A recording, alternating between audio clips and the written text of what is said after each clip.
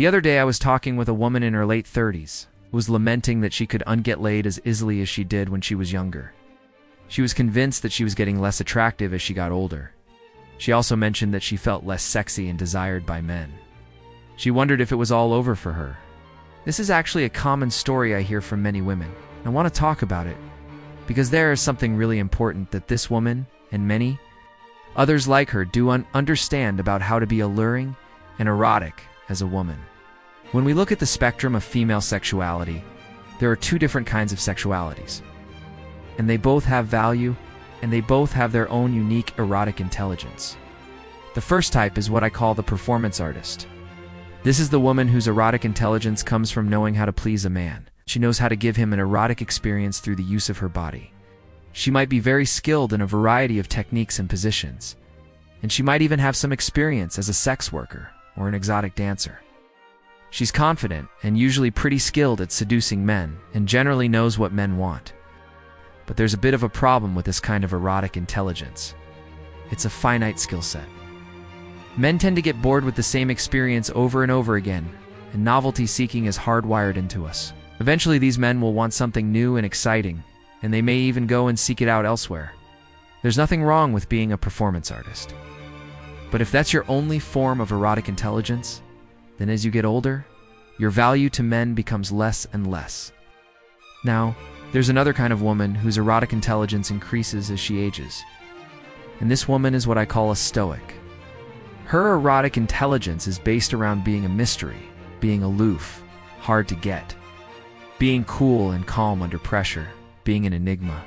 This woman doesn't need to know a lot of techniques or positions or how to dance provocatively. What makes her sexually intelligent is her demeanor, her presence, her attitude, and how she carries herself. This woman understands the value of being an enigma. She doesn't reveal everything to men. She doesn't explain herself. She doesn't get overly emotional. She doesn't chase them or put up a big show. She's grounded and centered, and she has a quiet, calm confidence.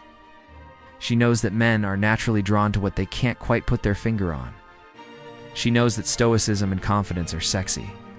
Now, this kind of erotic intelligence is not something that you learn. It's something that you embody.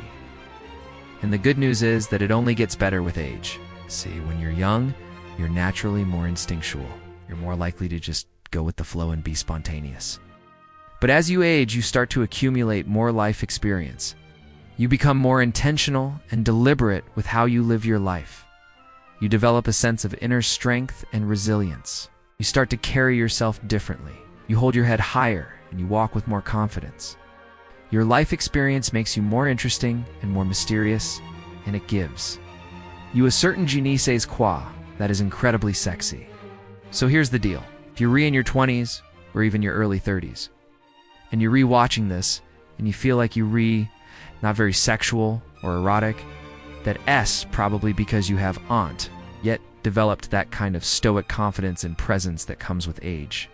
So the best thing that you can do right now is to focus on developing your inner self, on becoming the kind of woman who is secure in herself and her own power.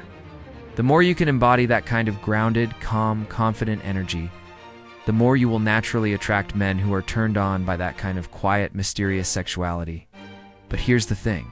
If you're in your 30s, 40s, 50s, you're beyond, and you're feeling like you're not as sexually attractive as you used to be, that's probably because you've been trying to use the same tactics that worked when you were younger, but those tactics are no longer working. So you need to shift your approach. You need to stop trying so hard. You need to stop chasing men or trying to please them or trying to be someone that you're not. You need to allow your true self to emerge. You need to become more of a stoic. So here's my question for you. Are you a performance artist or a stoic? Or maybe you're somewhere in between. Let me know down below in the comments. And if you liked this video, make sure to check out this one here.